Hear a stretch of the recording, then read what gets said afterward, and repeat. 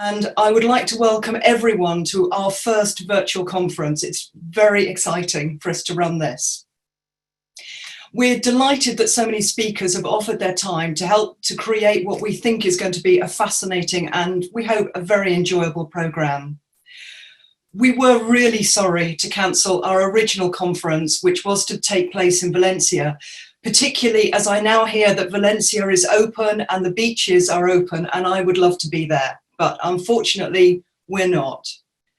But with rising to the challenge of exchanging a face-to-face conference with a virtual one, we looked at our conference, at what we were doing, and we decided to refocus our theme to better reflect the current priorities. But next year, we will be in Valencia as planned, and the conference will go ahead on the theme of sustainability. Now, the recent past has been traumatic and it's been challenging for everyone wherever they are, and our hearts go out to everyone who's been affected by the recent crisis. The role of editors is to ensure the quality of science, and this has never been more important. From the language and technical editors who ensure that the author's research is clearly communicated, to the journal editors deciding whether the research is sufficient quality for publication.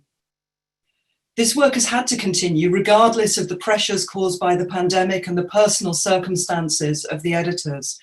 And we are going to continue to feel the effects long after the virus has passed and life has returned to normal.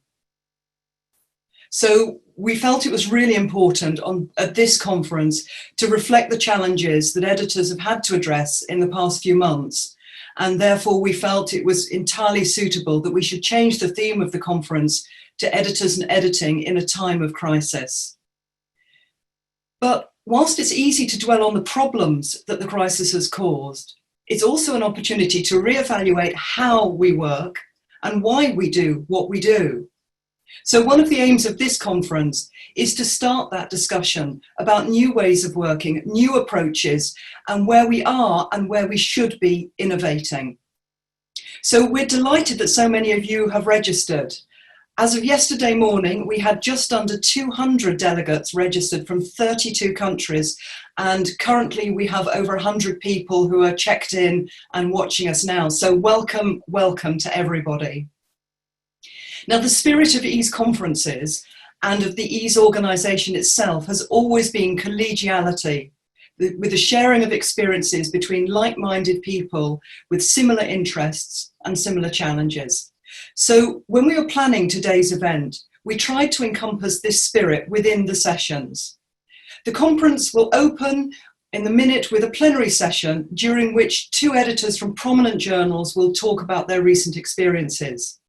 We follow this with a debate that promises to be lively. The debate proposal is quite controversial, so we anticipate an animated discussion and hope that you as participants will join in the discussion using the chat box. After this, we have the EASE Forum Live breakout groups. This is our most experimental session because it requires you to leave the conference webinar and join smaller groups where you'll have the opportunity to meet other participants and to take part in a discussion.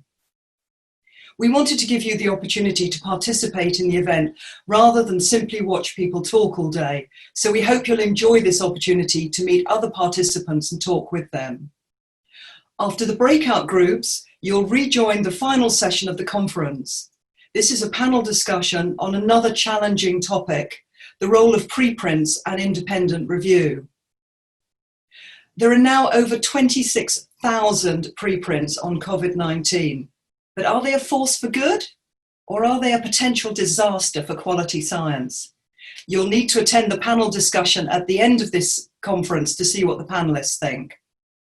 So, to start the conference, I'd like to introduce our first speakers, but just before this, I would like to briefly introduce Duncan, who has been instrumental, along with Mary Hodgson, the EASE Secretary, who you all know very well, in preparing this conference and making it happen.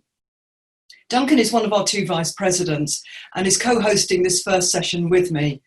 His role at this session is to provide backup should my internet go down, and he'll also be helping with questions asked on the chat board or through Twitter. So welcome, Duncan. And now I hope you'll join me in welcoming our speakers. These two speakers will be talking about the effects of the pandemic on their editorial work, how they and their journals have responded.